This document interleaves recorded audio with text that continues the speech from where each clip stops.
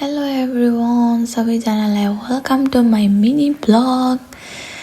अनि आज चाहिँ हामी यो बनाउँदैछु। यो चाहिँ यसलाई चाहिँ बुरेकी भन्छ हैन। अनि यो त्योभित्र एउटा क्रिम हालेर अनि त्यो मैदाको त्यो पिठो हुन्छ नि मुसेर अनि यस्तो बनाउँछ क्या। अनि उनीहरूको त यो अलिकति मात्रै त्यो बेल्ने चाहिँले बेल्छ अनि अरू त सबै उनीहरूको त्यो मेसिनले नै त्यो बेल्छ क्या आफै। अनि यस्तो गरेर यसले काट्ने सट्ट सेफ दिन्छ है। सेफ दिने यसरी चट्ट। उनीहरूको यो चाहिँ चर्चमा लाने रे के भोलि, त्यही भएर यो बनाउँदैछ। चर्चमा पनि बेच्ने रे के उता लगेर।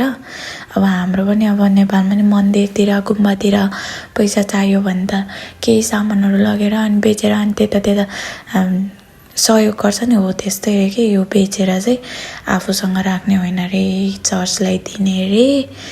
त्यही भएर हाम्रो म्यामको दिदीबहिनी नै आज बनाएकै छ भने बिहानदेखि बेलुकासम्म अर्को चाहिँले अर्कै बनाइरहेको थियो। त्यताको चाहिँ भिडियो गर्नै बिर्सेछु मैले। झोकाइ चाहिँ हेर्नु होला।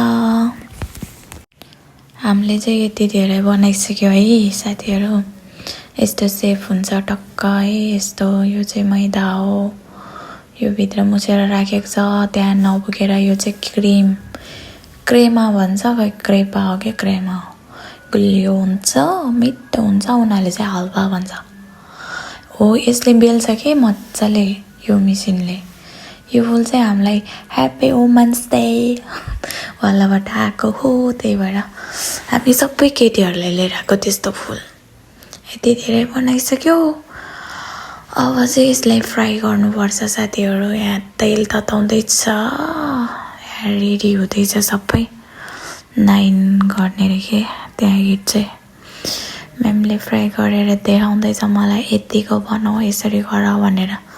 एकचोटि सिकाउँदैमा म सबै लिन्छु कि दिमागमा है। फेरि मजाले यसरी म्यामले फ्राई गर्दैछ अनि 1-2चोटि उसले गरेर अनि म गर्छु। यति धेरै बनाइसक्यो, सबै मैले बनाएको हो। कस्तो मिठो छ हौ। मैले खाएर नि हेरेँ, तातो होइन। हेर्नु न कति मिठो देखेको छ हेर्दै। अनि यो चाहिँ उसको दिदीलाई पुर्याउने रे खानालाई माथि लिएर जाँदैछु म। हाम्रो जस्तै के चाख्छ नि हामीले रोटीहरू पोलेपछि, त्यस्तै के उनीहरूको नि उसलाई यताउता चाख्नलाई लाने कि। हेर्नु न कस्तो दामी देखेको वाउ रे के। अनि यो चाहिँ मलाई म्यामको बुहारीले